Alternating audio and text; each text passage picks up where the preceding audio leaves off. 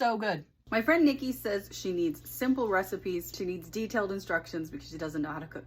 I get it. I've been there. Once upon a time, my idea of cooking was putting a frozen lasagna in the oven. I'm going to be making some recipes that are simple. Some will be simpler than others. The only cutting I'm going to be doing is removing the ends of my mushrooms. It does require a couple of ingredients that some people might consider specialty ingredients, but you can find substitutes for pretty much any of these. This is an Asian style dish, so if you don't like Asian style dishes, this one probably isn't for you. I'm gonna start by cooking some ground sausage. And I'm gonna cook this over medium to high heat. This is Italian sausage, so it does have some seasonings in it, but we're gonna add seasonings, and in the end, that's not gonna take away from the flavor of the finished dish. You would rather just start with ground pork, you certainly can, but in some places, ground pork can be hard to find or hard to come by. Ground sausage is almost always available, so you can use any kind of ground sausage that you have. I'm just gonna like spread this around with my spatula in my pan as it cooks. The only thing I might not use is like a sage sausage because that's gonna add a lot of sage flavor and that's a little bit harder to cover up. As this is cooking, I'm gonna add some liquid aminos. If you don't have liquid aminos, you can use soy sauce. If you prefer not to use soy, you can use coconut aminos. How much to add really just depends on your tastes.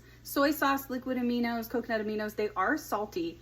You can get a low sodium soy sauce, so I recommend starting out low, just with a few splashes, see how it tastes. If you feel like it needs more soy sauce after we're done, you can always add more. Next, I'm gonna add some chili crisp sauce. This is really good and it's gonna add a lot of flavor. And how much to add of this also just depends on how much heat you like. This is not particularly spicy, but it is made with peppers, so if you don't like spicy at all, leave this out. Next, I'm gonna add some sriracha, and again, if you don't like spicy things, leave this out. Next, I'm gonna add something acidic. Acidic could be lemon juice, lime juice, the zest of a lime, or vinegar. For this, I'm using red wine vinegar. You could also use rice wine vinegar, but I'm out of that right now. And if you don't have either, you can use just plain white distilled vinegar. We're just gonna add a splash, and it's not gonna make your dish taste vinegary. It's gonna give your flavor a more deep, complex, well-developed flavor. So we're just gonna add a splash.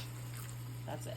The mushrooms I'm going to use in this are enoki mushrooms. So you can find these at a lot of international markets and Asian markets. If you don't have enoki mushrooms or you don't like mushrooms, you can also just add cooked pasta. And it's going to be more like a stir-fry ramen dish. All that I need to do with this is just cut the end that kind of looks like it has a root on it off, and that's it. Now that the sausage is fully cooked, I'm going to turn the heat down to low, and I'm going to add about a tablespoon of butter. The reason I'm adding the butter is because mushrooms do a really great job of soaking up all of the liquid. And if I don't add any liquid at this stage, then it might get a little bit dry and I don't want things to burn in the pan, so I'm adding the butter. If you prefer to keep this a little bit lower in fat, you could add broth instead. Just add a couple of splashes.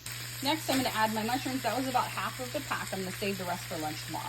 And I'm just going to kind of start breaking them up. They do start to break apart on their own as they cook.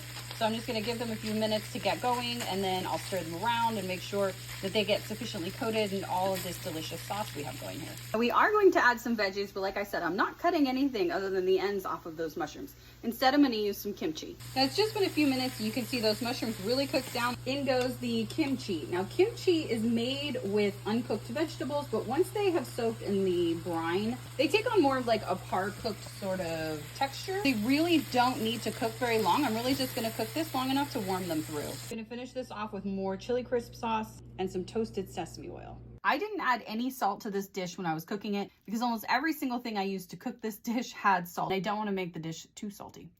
So good. Really good. Really good.